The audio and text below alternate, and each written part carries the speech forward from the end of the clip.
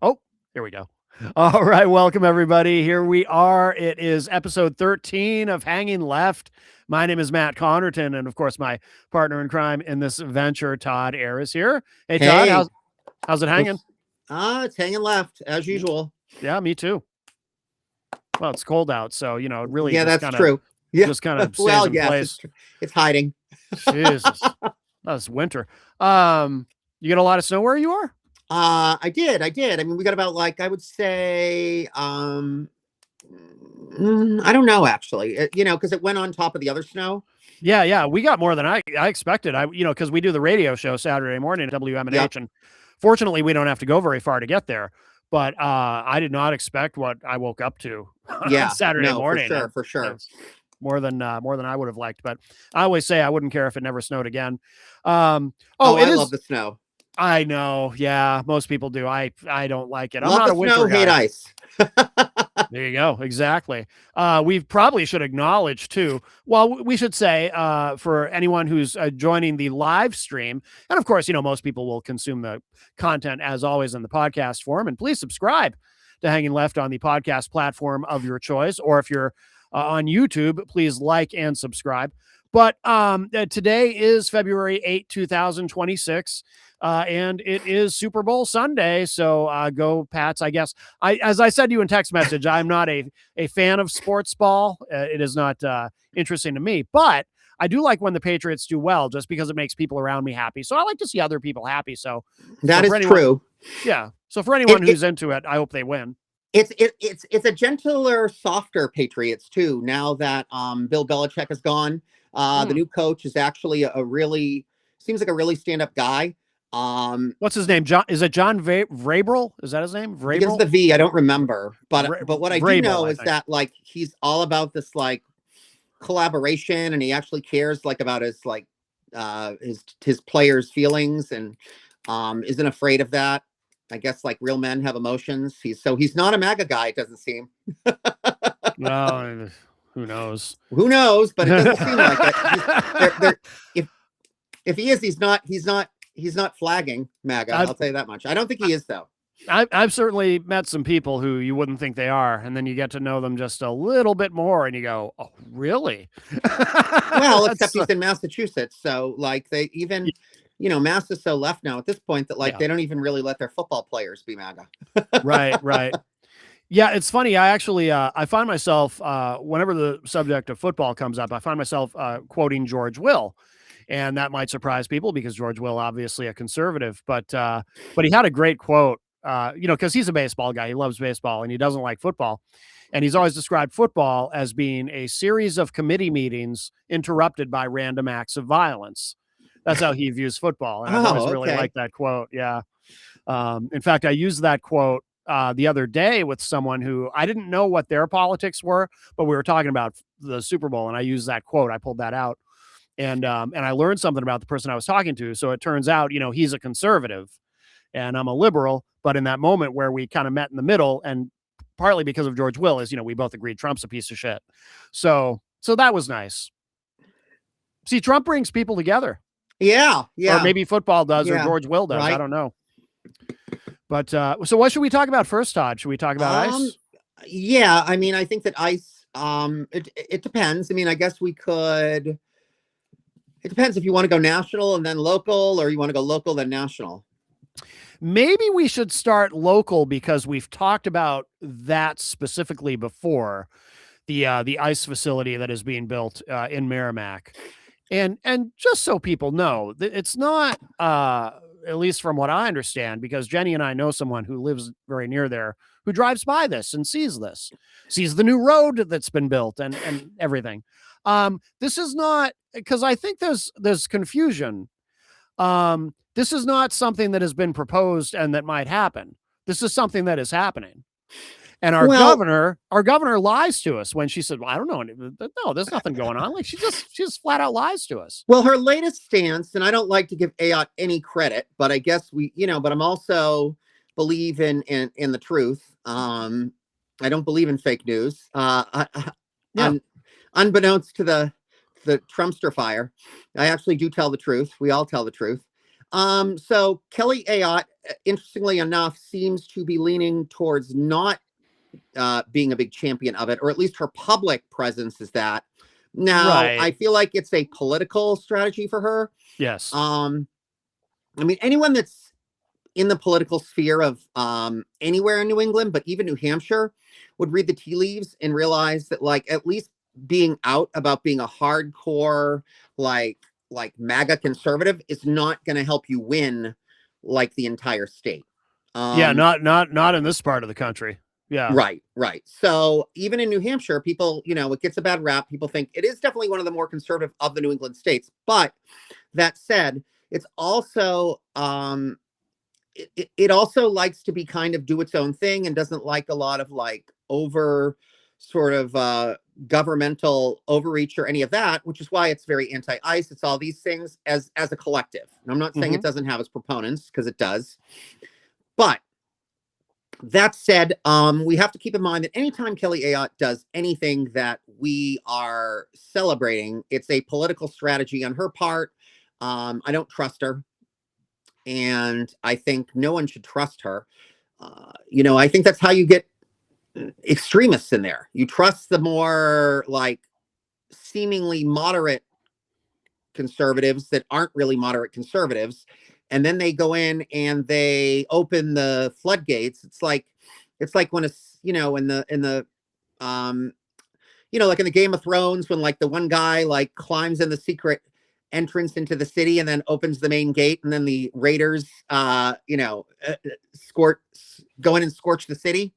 That's kind of how an Ayotte works, like they secretly try to gain trust, and then they go into the secret passageway underneath the canal system, and then open the gate, and then all the MAGA hordes come in. Yeah, I mean, when you think about the history of Kelly Ayotte's political career, and you think about when she got out when Trump was coming in.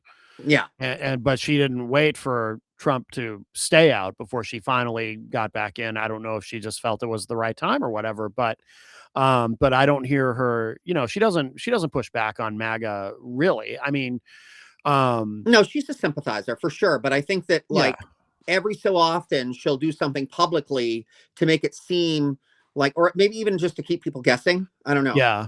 Well, I think also to continue to be the kind of Republican that people are comfortable with in a northeastern state, because she's very much, to me, ideologically, she's very much in the mode of or the model of Chris Sununu.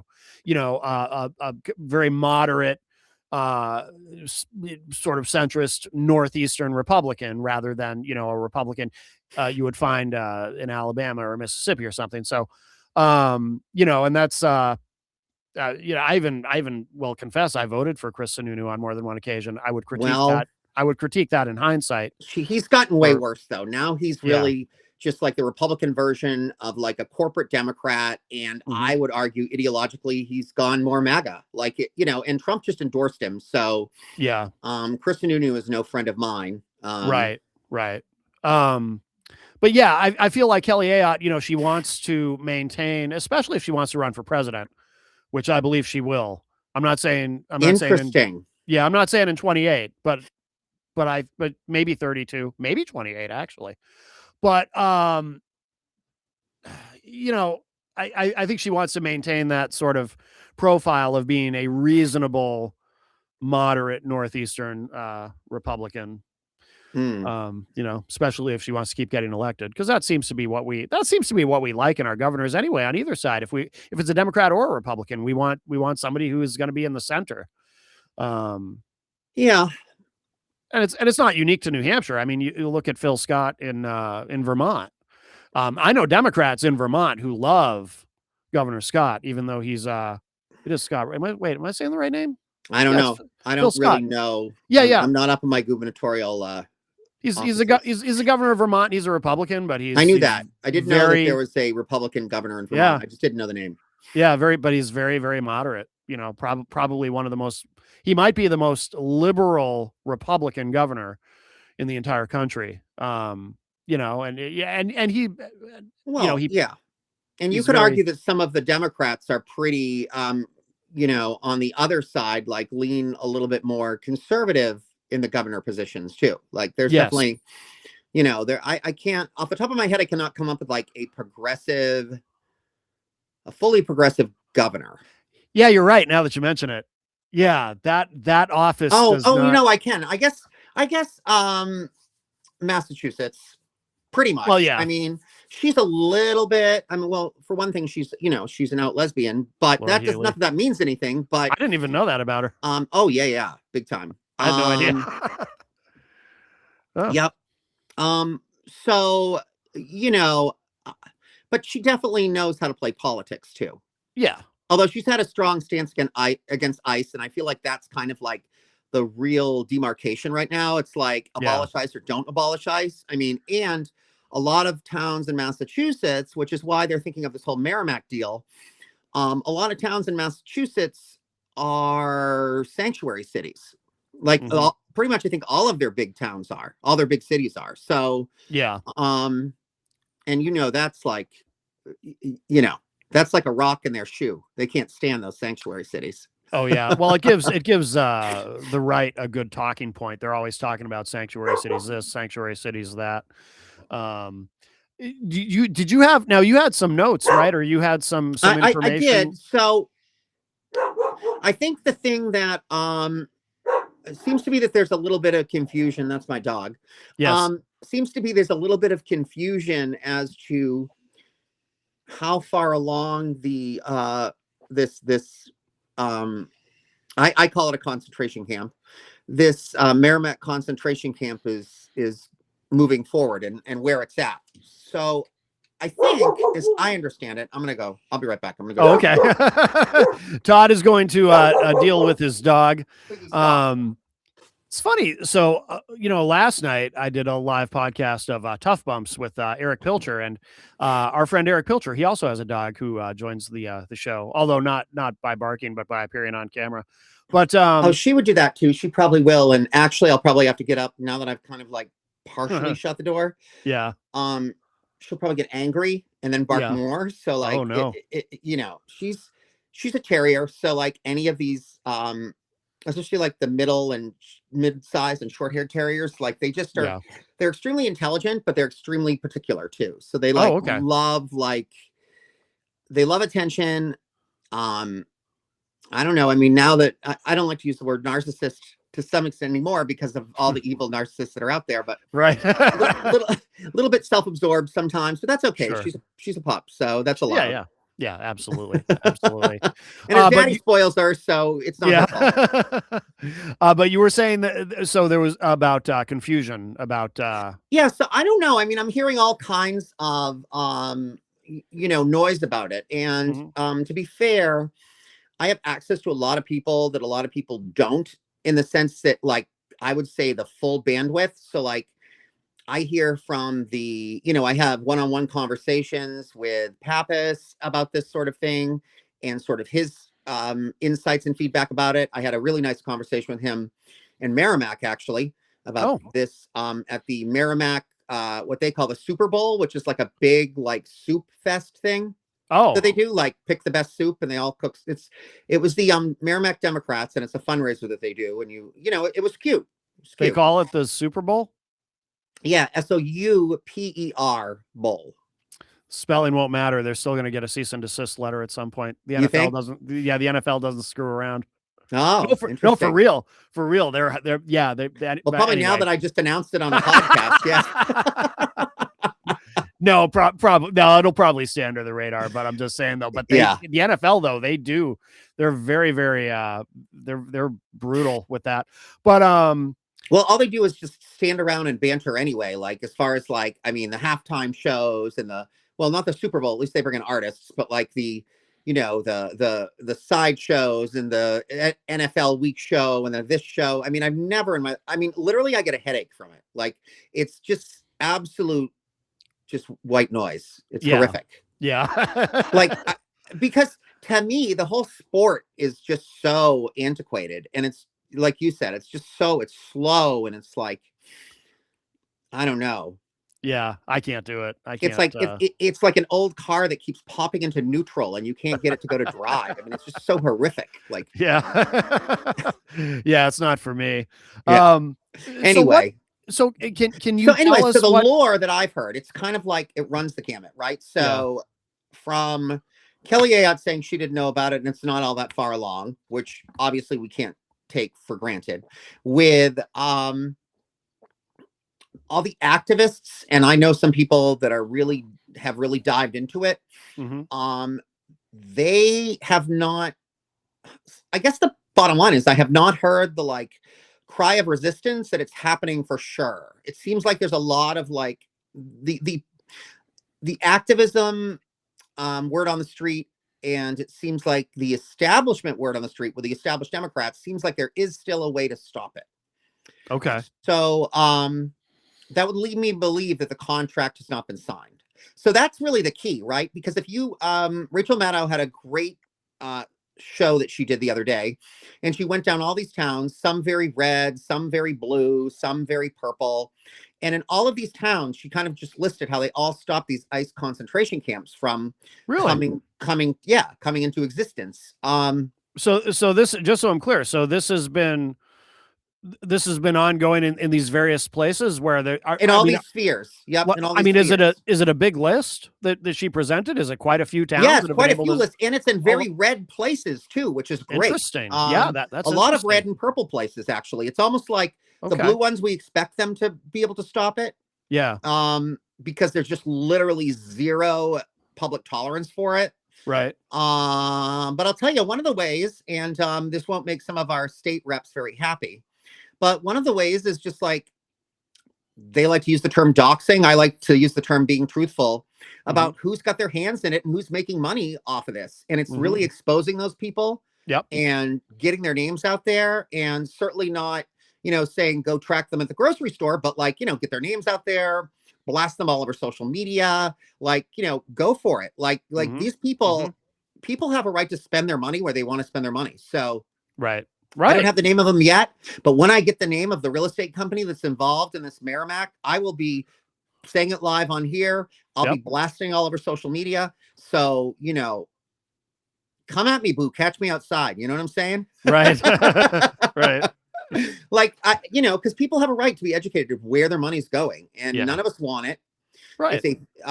And, shame on whatever real estate company's doing it. And we should all pull whatever money we can pull from these people.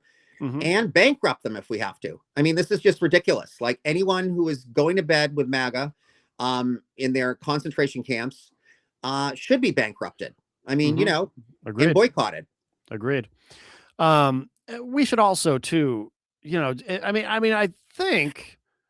think in New Hampshire, there's probably a lot of Republicans who don't want it. Because that's what I'm saying, like no one wants this. Right. Because it's like, what, even obviously Republicans love to engage in all their anti-immigrant rhetoric and hand-wringing over illegal immigration and whatnot. But I mean, if we're all being honest with each other, the Free Staters probably want it. Sorry, not to interrupt. I'm sure the Free Staters want it, but these Free Staters are also like, like preppers, for God's sake. So like, the prepper level, if you can even, I don't even know why Republicans would want to adopt these people into the sphere, but they have. But like these people probably want it. But in the reality is they're not real Republicans. So like, if you're like a revolutionary, if you're a Jan Sixer, then yes, you probably want it. Oh, sure. Well, of course, those people do, the hardcore MAGAs. But I mean, in a place like New Hampshire, it's like, why are we like, this isn't Texas. This isn't New Mexico. Like I guess what I'm trying to say is in a place like New Hampshire, why would anyone ultimately, if you're being logical about it, who gives a shit about illegal immigration in New Hampshire? You know what I mean? Like really, like. Well, let's be careful how we say that. He doesn't mean he doesn't give a shit about immigrant rights. What he's saying is that like we have such a small immigrant population, seemingly, that why is it an issue? Well, right, exactly. Like, why is it an issue? Like, and I'm sure there's a lot of logical Republicans who say, this is not something I'm overly concerned with. I would say in New Hampshire of all places. Well, you're right. And to the public, I would say that probably if they were to do like a surface dive, kind of go snorkeling into this waters, they would find out, you're right, that like it wasn't a big deal. But if you do a deep dive, it's actually a bigger deal than we think. We actually have a larger immigrant population than we think. And I'm not going to quote the ethnicities because I'm not an expert on that, but my partner in crime on the activism side Jason Quino could certainly sit here and tell you all of the different groups and like where they're located and where's there's like a dense population. So I'm no expert in that, but I mean, I live in Manchester. This is a very ethnically diverse city, right? But there are certain ones that are like I don't think here it's Somalians, but there are certain groups that are, and I can't recall off the top of my head. Yeah. There is one group from Africa, but I'm not even going to try to say which one because I don't know which country it's from. But yeah, so we have a strong population from somewhere in Africa. Yeah. Certainly there's a large Latin American, Central American population, I would say, relatively large as far as immigrant populations go in New Hampshire. Right. Now they probably are trying to come after the Canadians. So God knows, I don't know how many. I know someone who has dual citizenship who is, I think I mentioned this on the show once before, actually. I think I might have told this before. I know someone who has dual citizenship who's Canadian and American, who is actually afraid to leave the country because she's afraid that despite her status, she's actually going to have a hard time getting back in if she goes to visit family in Canada. She's waiting for this administration to end before she goes and visits her family back in Canada. Wow. Because she's afraid to be crossing the border. She just thinks anything could go wrong. She's that, and this is a white, person with dual citizenship who's just like, everything is so weird now. I don't even dare leave and go to Canada. Interesting that you say that, and I don't want to go off on too far of a tangent on that, but one of the newest populations that MAGA's going after is the white liberal woman. So, so yes, I especially the women. It's almost like, because like they're like, in their mind, race traders almost, like they're not doing what they should be doing. They're not perpetuating the, good, wholesome, puritanical position that a white woman should be doing, like by, supporting her white husband. I haven't heard anyone put it that way, but Todd, that's a really good insight. I think you're right.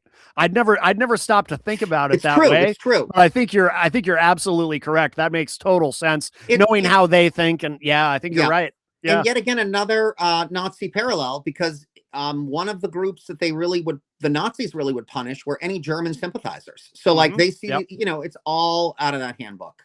Yep. But you're right. We'll do a whole other issue on, I think, comparison of ICE and Nazis. I wrote a really cool paper on it. Mm-hmm. So I think that could be a whole just episode in itself. Yeah, no doubt. So we will definitely explore that. But so that's the white women trope. But anyway, the other thing, though, that I think is very interesting is that Granite Staters are not big, as we know, on paying taxes. And they're not big on disruption of their infrastructure or really any costs. They don't like extra costs. It's like, that's the Puritanism in them. It's like, I think they, even those of us that are logical, we tend to, I guess not necessarily me. I would probably be considered by most Granite Staters a socialist, but that's why they live here instead of Massachusetts, because like they feel like it's too much socialism and whatever. Even a lot of the Democrats, I think, feel that way. And so I think one of the things we have to go against this center, this concentration camp, is the Merrimack infrastructure. It's not Nashua. It's not Manchester. It's not even Bedford. It's like kind of like a less wealthy Amherst. So like it doesn't have, but even an Amherst wouldn't have the structure for it. Right. So like basically, whether you're talking the plumbing, whether you're talking the electricity, whether you're talking the water systems, would all be completely overtaxed if they were to do this. So it's not even pragmatic. Yeah. Because you're going from a place that is not even, it's also not zoned. So this place is zoned for like either, I want to say like industrial, like light industrial storage and stuff like that. It's not zoned for like a large mass of people. Well, but from their perspective, that's what it's for, is storage or warehousing people. Right. But I mean, again, there's rumors that this would cost like, the town of Merrimack somewhere in the neighborhood of like $500,000, in extra costs. Yeah. And, not that I want them to do this anyway. Right. But I'm sure as hell not going to pay for it. Like, Right. they can pay for their own mess. Yeah. But look, hey, I think that they tend to like to fly under the radar. Mhm. It's almost like that metaphor of like when the Nazis were burning Jews and there was like white flakes in the sky and they were claiming it was snow. That's what they want us to think. Mhm. It's just a snowstorm. It's just, nothing to see here, nothing to see here. Mhm. But look, because it has to be so covert, I think we have a chance to really cause some upheaval and start some shit up. Like, I think Yeah. we can stop this. I really do. Shout out to Maggie Goodlander. She put out a survey. She's trying to get like the public sort of, A, educated, and B, also Congresswoman Goodlander is also trying to let people know, so educate them on what's happening, but also kind of get a public poll so that then that can be presented as ammunition against this thing. Right. And so really it is a self-interested activity that's only going to benefit MAGA National and this handful of people that are going to make money off it. And that's it. Right. Which will turn a lot of Granite Staters, that alone. Like, we're all about, like, it's a very prideful place. So it's like, why should we like make these outsiders money, basically? Can you reveal anything about your conversation that you had? You said you had a one-on-one with Pappas. And then I had a great conversation with Pappas. Yeah. I would say I'm going to err a little bit on the side just to respect him because we are getting him to move, in the direction I would like him to move, which I think is great. And I think he does deserve credit for that. But basically, look, I mean, his feelings are that we will do what we can to stop as much of what we can with ICE. But he did give me, a word of caution, and he wants me to kind of like let people know that, like, if we do not get a full abolishment of ICE, which even if we take the House and the Senate, we may not get. We could, but we may not. I don't know what kind of like blocks the federal government can put in there to like stop us from a full abolishment. But even if we weren't able to get that through, if we do things like, the anti-masking, they have to have identifications, they have to stop the Gestapo tactics. So that they're basically, I mean, I think the plan is to like dilute it down and water it down as much as possible so that when we do finally have the ability, worst case scenario in 2028, we take the presidency to abolish the whole damn thing. It'll be a lot less to abolish. Like, it'll be watered down to a nothingness. Well, here's the thing though, too. If you can water it down to why can't we water it down to what it was before Trump? Because ICE is not new. This is not a new agency. And it is new. It is new. ICE is new. ICE was established during the Patriot Act. ICE itself, I'm not saying immigration is new. DHS is not new, but ICE is new. So the problem with ICE, and what I've been told by many legal scholars and people in the legal world, also, Pappas talked about this as well. It's an administrative organization. So it's difficult when you have an administrative organization structured as such to stop it from doing behaviors that theoretically it's not supposed to be doing, but it's also not even on record of doing. So like, basically, it's not supposed to have a roaming police force. Like, it's supposed to be the way it's structured, but as an administrative organization, what I mean by that is it's governed by the administration. Right. So it's supposed to be an arm of the administration. So most police forces have limitations. They, so they have to have the IDs. They can't be masked. They can't, there's Miranda rights. There's, they have to read people, all kinds of things. There's there's laws, but how they're getting around all this, it's all legal. It's like, basically, there's no oversight. And like I said, I think last time, Congress chose to give up this oversight in the naive belief that it wasn't going to get like this. Like, they really didn't believe that. Yeah. Because, so we used to have the Border Patrol, and the Border Patrol used to do all of the policing side of DHS. And that's all. That was really the only policing arm. But these roving, like, group of bandits in masks is very new. Like, this is nothing. It didn't even happen after 9/11. I mean, Well, that's the thing, and that's why I want to be very precise about this, though, because we'll get crucified on social media if we don't get this exactly right. So ICE, Immigration and Customs Enforcement, it was, like you said, part of the Patriot Act. So it was established in 2000, March of 2003. Correct. But they did. But my point was, I mean, so they were operating. There's a reason I bring this up. So obviously there were deportations are nothing new. No, under Obama, there was I mean, they're bipartisan. Yeah, they're bipartisan too. I'm not here to champion even the way the Democrats handled it, because I don't think they did it right, frankly. Right. And immigration activists would often refer to Obama derisively as the deporter in chief because they didn't like what was going on. Tons of deportations under Biden. It is bipartisan.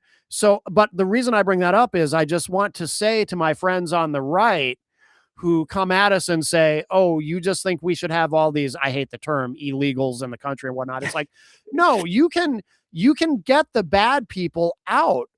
It has been proven under previous administrations, but you can do it without having quotas.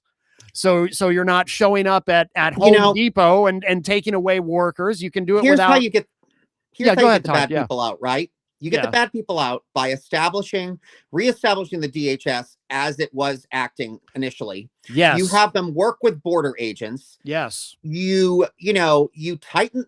I have no problem with a tighter border. You tighten the border. Me neither. But on the flip side, you have a path to citizenship to people that have.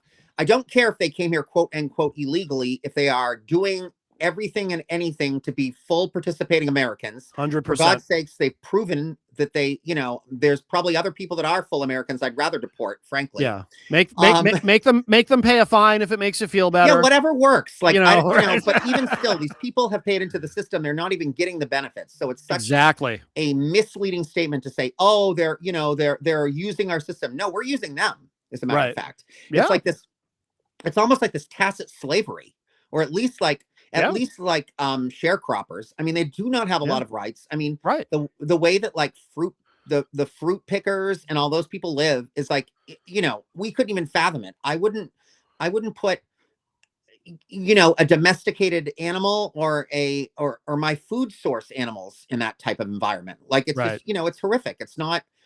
So we're the culprits here. And if we have to like not, if the only way to deny that is to do this crap, then that's what I think it's all about. I think it's all about, passing off blame of like maybe some things that I don't know if they're embarrassed, but that they want to cover up and make it look, well, they're the illegal ones. Like, I mean, it's such a small percentage of people.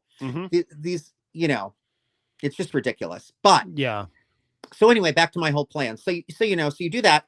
And guess what? You take the FBI and you bring them back to doing domestic policing as our senior level federal police, domestically, the Federal Bureau of Investigation. You stop having them. We've got the CIA and the NSA and all those other people to do the international stuff. We don't need, the FBI involved in that as well. It just doesn't have to happen. Well, certainly you want to partner with those people, but again, have a liaison, have a small team that, does this, but we don't need, like overseas FBI teams. So it's like everything has been like restructured incorrectly. Yeah. It's like, let's just like put people back, in where they are. Yeah. And then get rid of ICE, because ICE is a bunch of roving. Talk about the people that are the worst of the worst. It's the ICE agents. And P.S., half of them are treasonists. They were taken out of like, half of them were recruited. At least the first group of them were taken from Jan 6. Yeah. They were the ones raiding the Capitol. So how should they be protecting Americanism and nationalism? These are scumbags. Yeah, they're the domestic terrorists. And just to be clear, when I say that, I'm referring specifically to anyone involved in Jan 6. Yeah. I'm not calling ICE agents that. I am. ICE is I know. No, I basically agree, but I'd like to be very precise with my terms. So what I'm just saying is anyone who participated actively in January 6th is absolutely a domestic terrorist. But ICE is a Gestapo because they're knowingly, and I'm sorry, a police officer, a military official, anybody that willingly and knowingly participates in unconstitutional behaviors and anti-American behaviors is treasonous. Like, I don't care. I don't, even if you're not a leader, and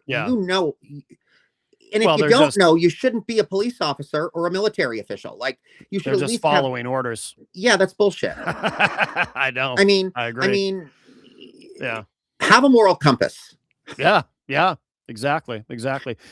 Apparently some people have left ICE for that reason, but obviously not enough. But there's also, and just like before MAGAs, I welcome you back. Yes. But wake up. Like, seriously, wake up. Like, no police force was invented to have murders on the streets of America. That is not what police are for. Well, and that goes to the other point, too, that I was making about previous administrations and their deportations. Again, Obama deported record numbers. How many American citizens, though, over the course of that were murdered in the street because of that? None that I remember. So, Yes, this isn't really about immigrants anymore. Like, ICE's newest mandate is to go after the protesters. I mean, if you look at it now, they're so engulfed in this, and they're so, entrenched in that. I would love to see the numbers right now. I doubt they're doing a lot of active deporting. They're too busy fighting protesters. I know. That's what happened in Minneapolis. Well, it was pretty clear, though, too, what was going on there is, they were told, hey, now, these protesters, now you gotta show them who's in charge. After Nicole Renee Good was murdered, now it's like, we got to remind them, this could happen to them too. It's like just getting more and more strong arm with the tactics. And so I guess back to the whole administration thing. So again, I'm not a legal scholar, nor am I a attorney, but as I understand it, the structuring is such that for all intents and purposes, and obviously we use the term abolishment because basically that's what it would be. Mm-hmm. I mean, we could lighten it and call it reconstruction of the ICE, or restructure the ICE program. But honestly, it would be, but the reforming is so hardcore. Right. You basically would have to take it all apart and put it all back together. And none of it would be the same. So that's called abolishment. Yeah. That's not, that's what that is. No, it's a teardown. Yeah. It's a teardown. Yeah. It's a total teardown. There's no way, because now it's so, and also now they put up all these like safeguards to guard the illegalness of it. So there's no way, and we have to get rid of all the leadership. So what's left? So call it what you want, but like, it's a true abolishment because the leadership's unjust, and illegal. They're asking them to do illegal things. They're using administrative warrants instead of real warrants. They have hijacked some parts of the court system, including parts of the Supreme Court. The whole system is garbage. So like, there's no way. It's like, it would be like saying, well, we're gonna keep this car, and what would be left would be the wheels of the steering wheel, like, or not the steering wheel, just the wheels. Maybe I don't actually know. We're taking the wheels and the steering wheel. I guess I don't know, lights. I have no idea. But anyway, the whole point is like, rewinding that car analogy was horrible because literally every part of the car wouldn't work either. I don't know. Yeah. Okay. Well, anyway, that's my tangent.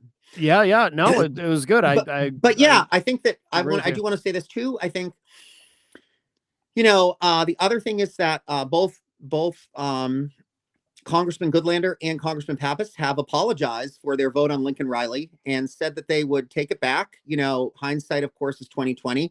But also, I think that like we shouldn't bash them because like we need their allyship, we need their power and influence, and people make mistakes. They're humans at the end of the day. I believe in positive reinforcement, and if someone says I was, especially because how often does a politician ever actually directly say I was wrong, I made the wrong call on that? Right. No, I believe, take people back, welcome them with open arms. That's always been my policy. I'll never. Right. I mean, if we're gonna take back MAGA people, and let them, if they choose to now finally see the light, I sure as hell have to take back a center left Democrat who's becoming more progressive. I mean, that's nothing compared to the crap some of these other people have done. The only problem with the MAGA people who eventually ditch MAGA and become repentant is, and I welcome them too, but I always kind of feel like, how did you not know what was going to happen? It's like, I don't know. Maybe there'll be an MA like MAGA anonymous, and they'll have to go to like an MA program. How did you not know what you were getting into supporting him?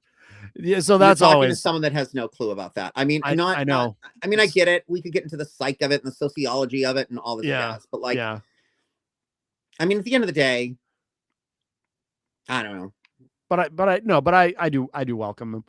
So should we talk about let's see, we also had the Obama video. Yeah. That Trump posted on social media, which is of course extremely racist and playing to the base, I guess. Yeah, you know, again, I don't know what their strategy is there, other than just like a you know, shock and awe, and you know, Bannon's whole like flood the, what does he say? Flood the zone. Flood the zone, exactly. Like it's another flood the zone moment. Shout out to Obama for the Obamas, and really a lot of people not overreacting to it. I think that's important because it takes away the strength of it. Right. I'm not going to clutch my pearls on it because it's not shocking that they did it. No, not at all. Nothing surprises me anymore. And they're ignorant buffoons.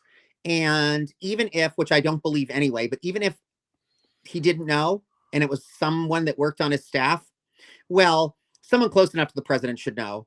And if and that in itself is a problem. If your staff is doing things that are like nationally and internationally, like, you know, released into the social stratosphere, and you don't know, that's also a problem. So you don't have a very good handle on your staff. That's the issue. You know what that reminds me of? And this was not a national issue. This was a state issue. But when Chris Christie with Bridgegate, and he did that like 2-hour press conference where it's just like, I don't know what they were doing. I had no idea. I was completely clueless. And it's like, dude, of course you knew. And of course they felt comfortable doing what they did because they're in your administration and they knew that you would tacitly approve of it. Right.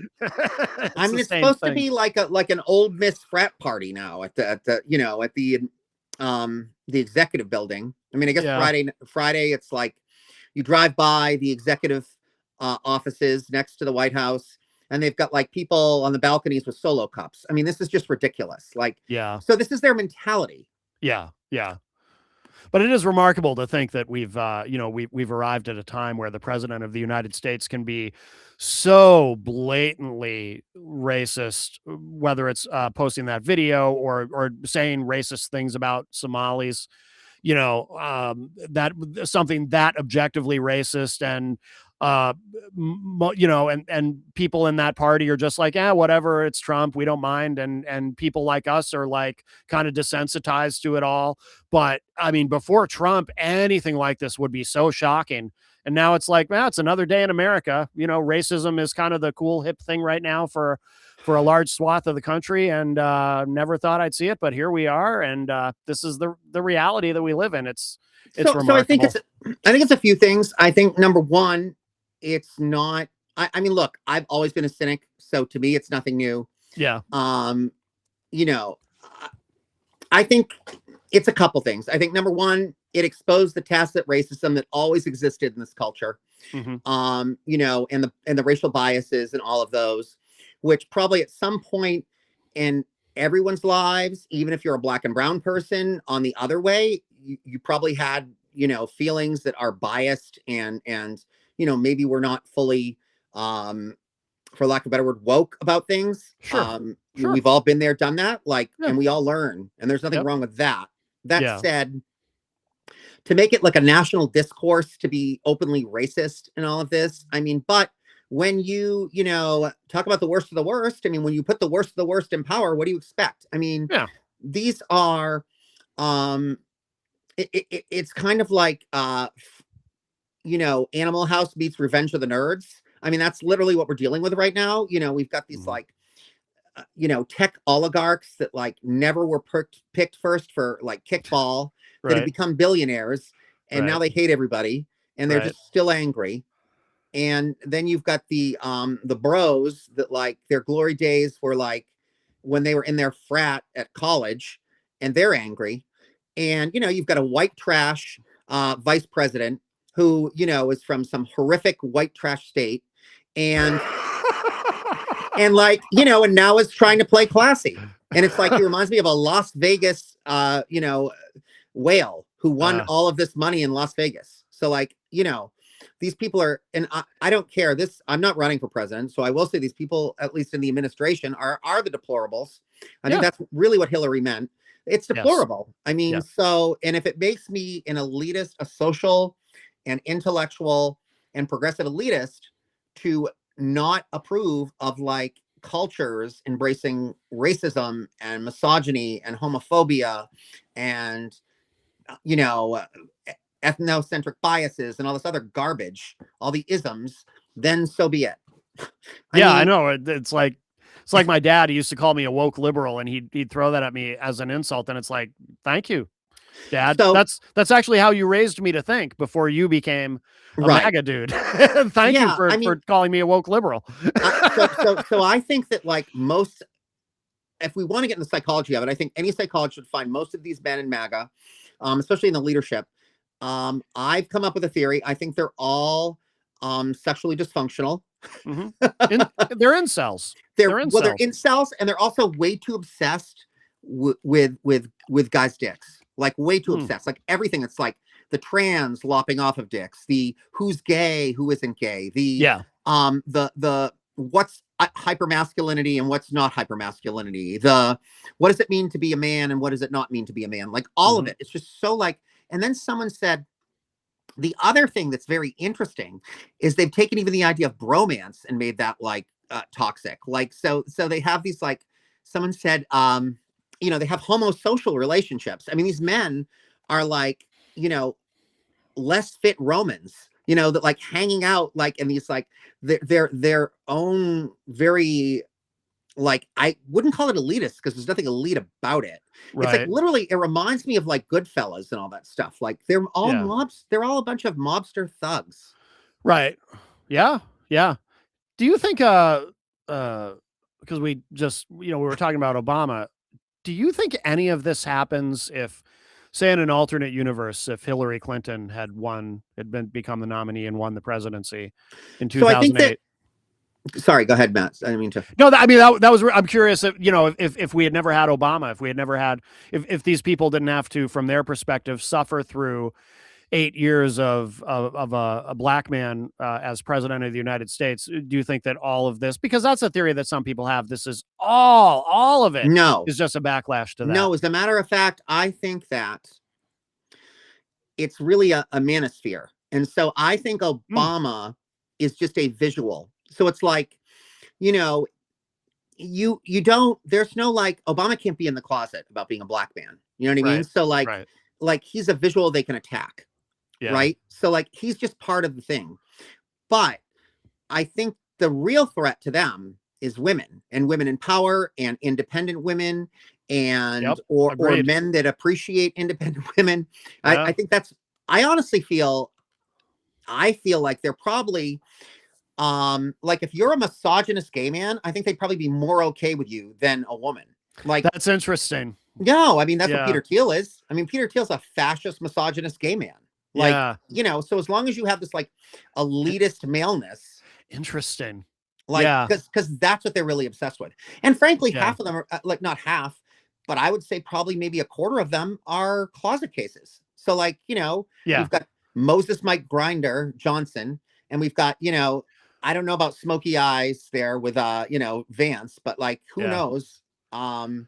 Well, there's no shortage of research that shows that, you know, men who seem to be overtly homophobic. And then later, Ladybug Lindsey Graham is the biggest. I mean, if that man isn't he's like a freaking drag queen, for God's sakes. Like even when he's not in drag. No, I mean, he has the persona of like a Southern belle drag queen. Like he does. There's nothing that flags that man straight. I think I could pass it straight before he could pass it straight. And I'm fucking out. Yeah. I mean, I agree with you. I don't know how you could look at that man. I don't know how anybody could look at that man and be like, yeah, now that is masculinity. Yeah. Like, I just don't get, not that it matters. Of course not. Certainly not slamming that.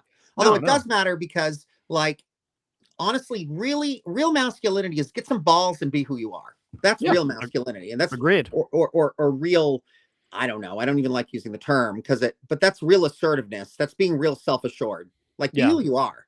Yeah. 100%. Should we? So, do you want to circle back to Kelly Ayotte because there was Oh, more? Sure. Did I get off on a probably? No. We kind of actually that's kind of the way we if I was a superhero, out. I'd probably call Tangent Man. You know? No, it's great. It's great. This has been a great discussion. No, but I know we wanted to kind of circle back. I think at the end we wanted to go back because there is more to say about our governor Kelly Ayotte.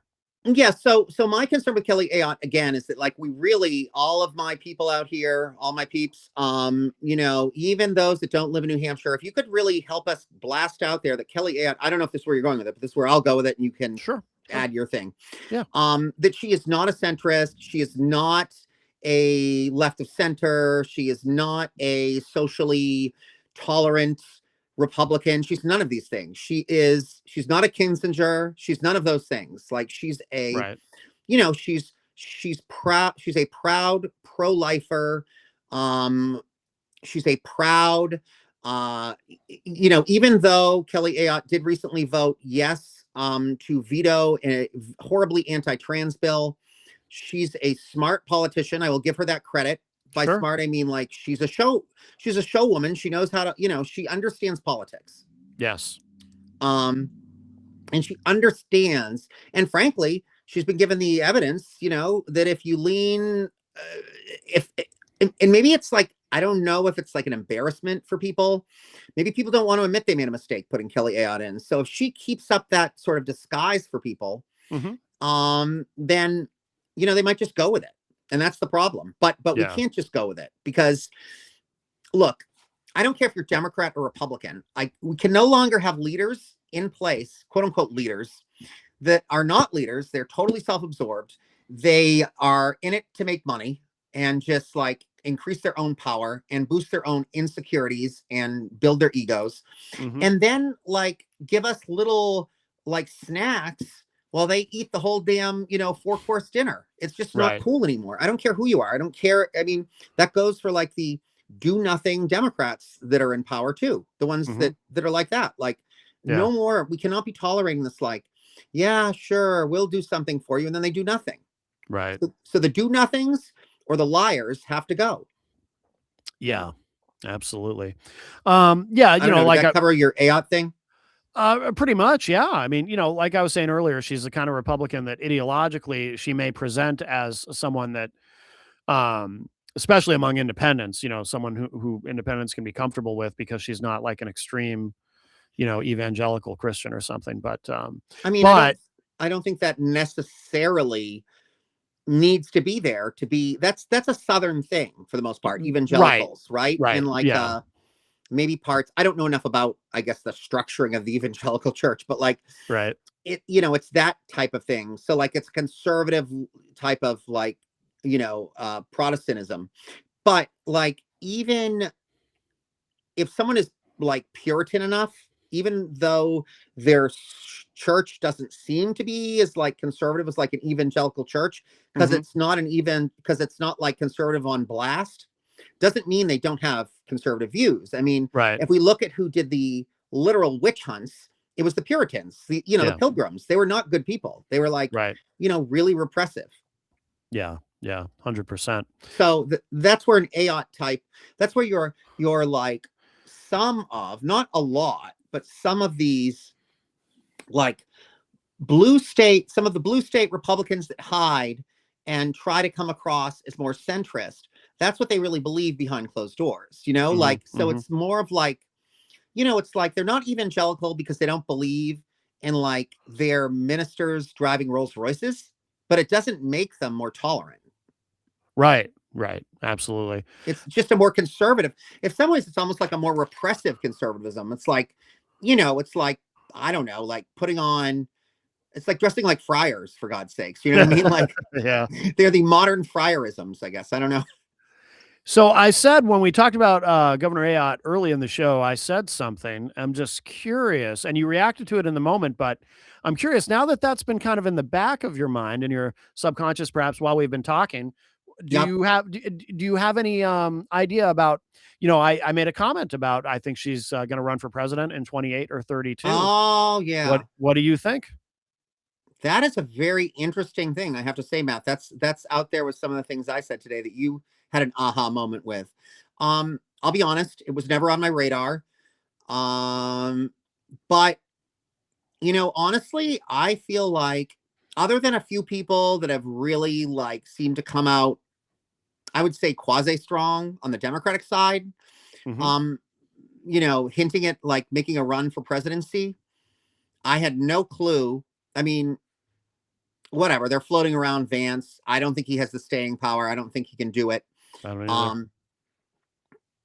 a lot of people that want Vance to do it because he's the puppet of the tech oligarchs. Yes. But they also are not popular with the general public. So like there's a reason why the tech oligarchs, I actually heard a very interesting podcast about this. Literally none of them could run as president because they don't have enough of a public like persona. They're not likable enough. Yeah. Even regardless of who they are, whether it's Jeff Bezos, Tim Cook, Zuckerberg, I don't know, whoever runs. There's a couple others that I'm not thinking of off the top. The Google guys, those Google men. Yeah. None of them. Like, well, I don't even know the Google guys, so there's that. Like, I don't even know their names. Right. Which, but to like, your point, Peter Thiel, deplorable. I mean, he's like doing world tours talking about the Antichrist. I mean, like, these people are not. They're also kind of deranged, frankly. They are? Like, and they're openly.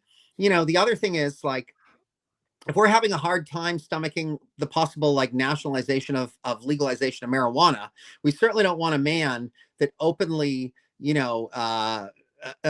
microdoses Special K, like before he makes political decisions. So Elon Musk, I think he's not even U.S. citizen, right? Or I don't know enough about it, but I believe he is. Oh, is he? Yeah. But he's nationalized, right? Isn't he a nationalized citizen? Correct. Right. Because he's from. So he couldn't be president, correct? Correct. Yeah, he was not born in the United States. Right. Peter Thiel, by the way, I don't know if you watch South Park. Have you seen the way they lampoon Peter Thiel on South Park? No, I'll have to check it out. It is hilariously brutal. I mean, he's a horrible person. He is. I agree. All right. Well, Todd, I mean, we're coming up on an hour. Right. Oh, yeah. Well, we have a little bit of time. So AI for president. So interestingly, why president? You don't think she'd go for like Senate or something like that? I just think, I think it's going to be a very open field post Trump, post MAGA. Obviously, JD Vance has the advantage of incumbency as the sitting vice president, but no, I think I can see maybe not in 28, maybe in 32, but I'll tell you, the Vance thing is interesting because like there's already infighting, and you've got that whole Rubio crowd too that wants Rubio. So that's probably also not a good thing, for them. I mean, it's great for us. I don't care. I think the Republicans are going to run into kind of like if we ran, or did we now? I don't know. It's been such a like whirlwind. I forget what's happened and hasn't happened sometimes. Yeah. But it's like if we ran like Harris and like Michelle Obama and like, I don't know, like if we just did this like crazy hodgepodge, we would dilute our party too. So like, I feel like Republicans are about to hit that moment. Like there's so many people with like conflicting views and all this stuff because they are truly trying to,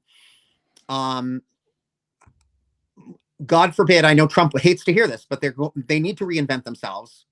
I think there's a bigger plan than he thinks to reinvent themselves, because unless they're planning on like, putting him in cryogenics and like in a glass tube and like having him talk to people like, like on The Simpsons or something like that, or like what, like the talking head thing that just like, or was it was the space one they did actually. Yeah. Oh, I can't remember the name of it now, but I know exactly what you're talking about. Yeah. You know what I'm saying? Like, unless he's just gonna be like a head with like tubes floating to him. Although, I mean, really, do they want their leader to go off and babble about like whole milk for like hours and hours and hours? Right. So I don't know. And I think that like the Peter Thiels of the world and those people are going to be like, Trump, you've done what we needed you to do and you're no longer a thing. And we're not going to pump money into you anymore because you're not a win anymore. Yeah. God knows Jeff Bezos could like have a trip and think that he should run for president. Like, I don't know. Like there's so many, it's such a mess. Like, that's what's so funny. They're trying to present this like strongman image, but they are literally such a mess inside.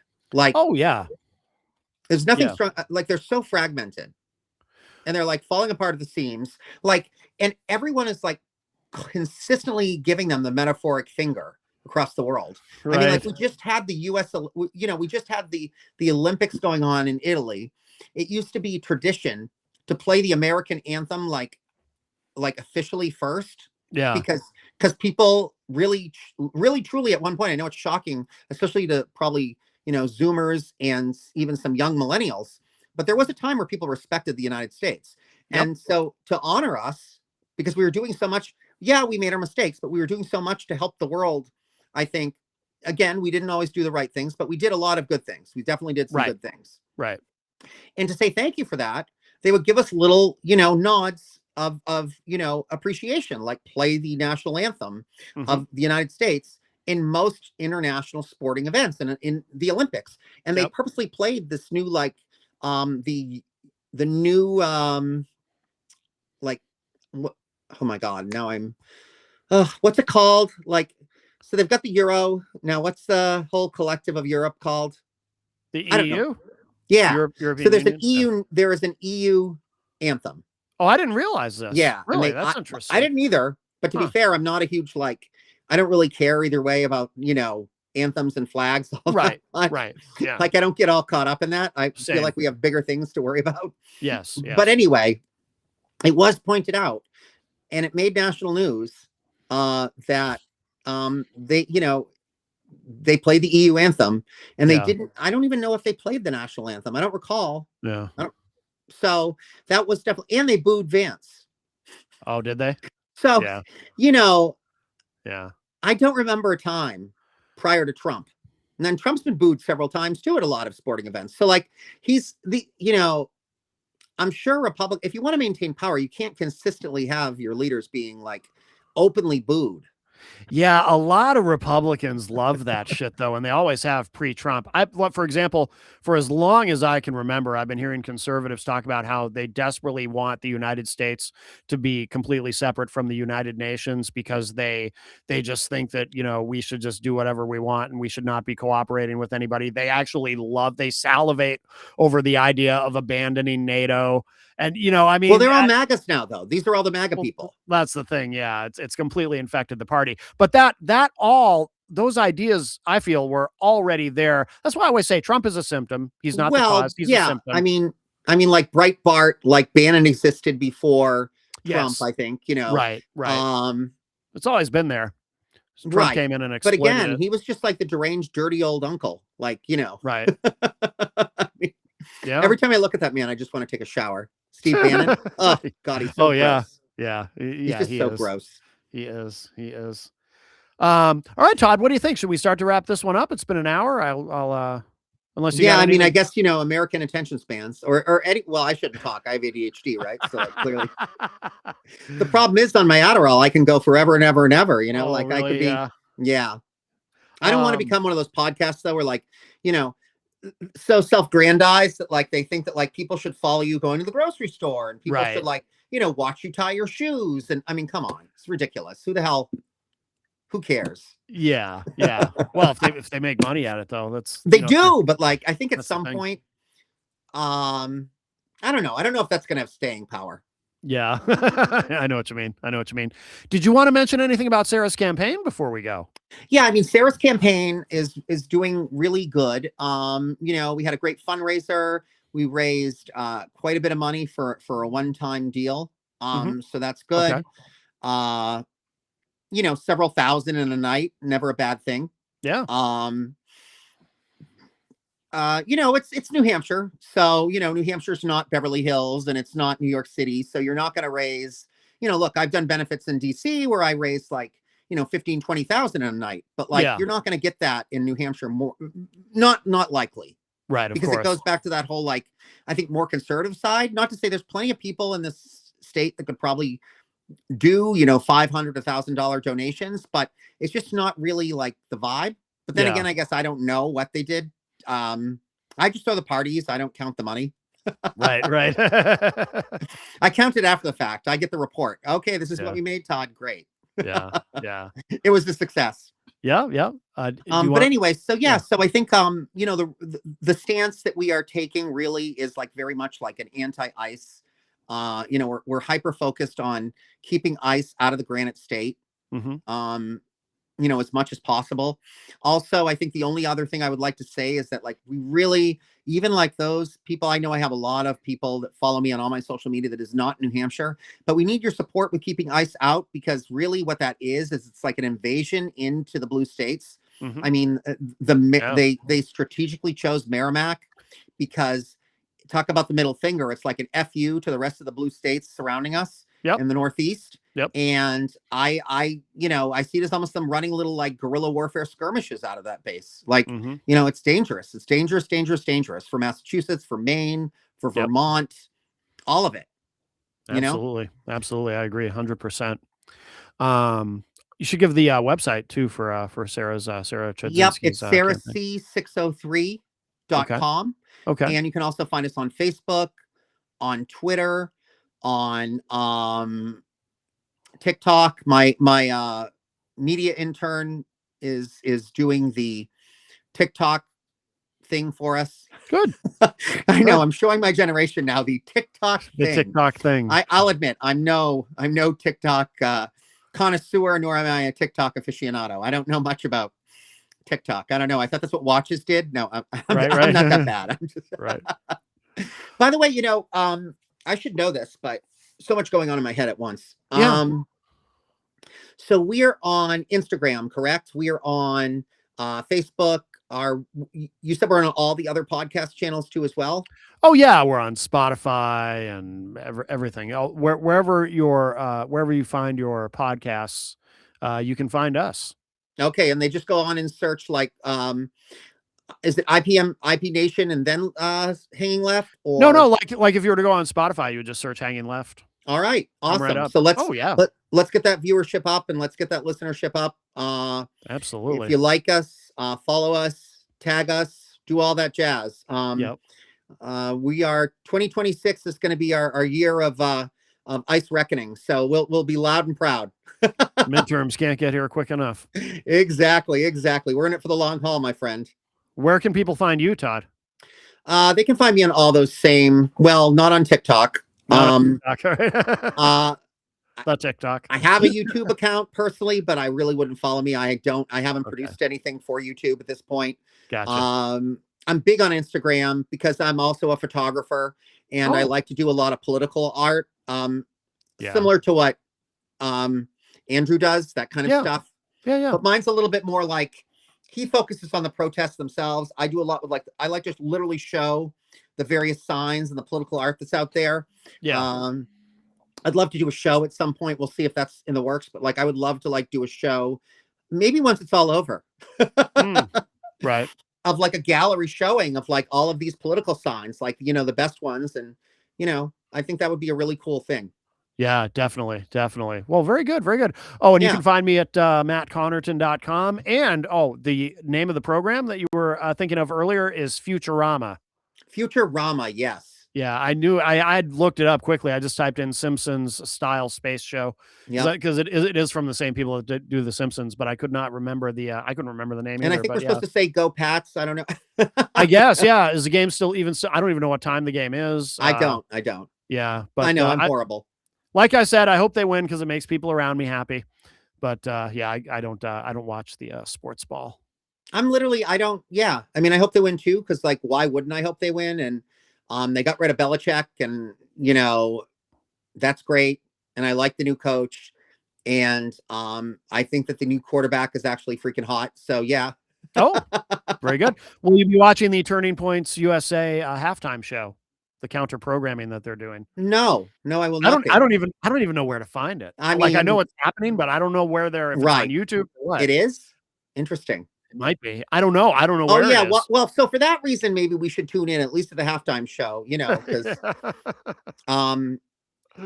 you know, we got to sit there and listen to a guy who dares to speak another language than English when he sings. How horrible. Yeah. But he is an American citizen. He is. Sorry, Trump.